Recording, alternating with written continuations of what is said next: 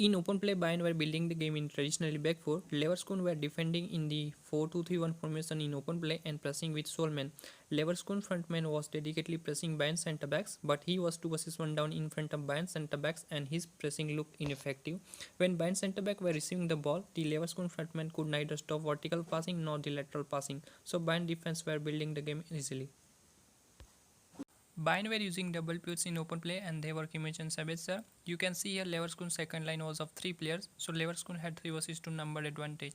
Bayern's pivots were operating mostly central, so Leverkusen's center midfielder was 2 versus 1 down in front of Bayern's pivots. Because 2 of Leverkusen midfielder were in the half space and a 2 versus 1 situation was building with center midfielder. So when Bayern's defender were passing the pivots, Leverkusen center midfielder could only cover one pivot and another pivot was free to receive the ball. You can see here one pivot was free and one pivot was being marked. So Leverkusen's defensive midfielder was ready to press the pivot when Bayern's second pivot was dropping in and receiving the ball. So in this way, Leverkusen was marking Bayern's pivot man to man. As we discussed, Leverkusen front line was of Solman and his position was central. So when the position of the Leverkusen front man was slightly wide, Bayern's defender could easily carry the ball from half space and play the forward ball, and Leverkusen front line was easily bypassed. Bayern's midfielder who played between the line were moving from half space to wide zone when the Bayern's central defender was carrying the ball.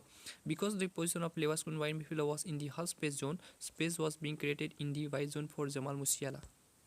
Now wide zone was getting overloaded in the final third. Leverkusen fullback was 2 versus 1 down in the wide zone as Musiala drifted into the wide zone.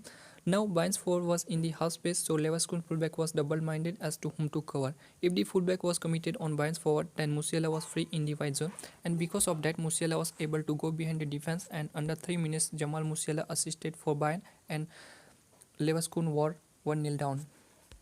In the first phase, Bayern were building the game in back three and Bayern's centre backs were split alongside goalkeeper. As we discussed, Bayern were using double pivots and the centre midfielder was 2 versus 1 down in front of the pivot. So to neutralize the number, Leverkusen's defensive midfielder was ready to press the pivot when Sabitzer was receiving the ball.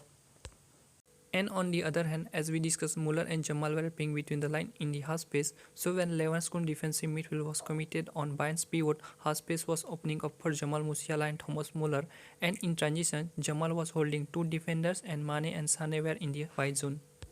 Bayern were using inverted fullback in the final third. The right back and left back were inverted in the final third and they were playing alongside the pivots. With fullback were playing in the middle third half space, Muller and Jamal Musiala could operate in the final third half space. You can see here the inverted right back and midfielder were in the same zone but their position was separating the middle third and final third zones.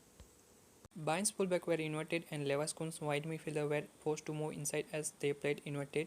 The left hand side was completely open for Mane as the wide midfielder moved inside. Now Leverkusen had no player in the wide zone to cover Mane, so Leverkusen's fullback was being forced to drift wide. Due to the wide drift of the fullback, space was being created between centre back and fullback and the inverted fullback was ready to run on the left.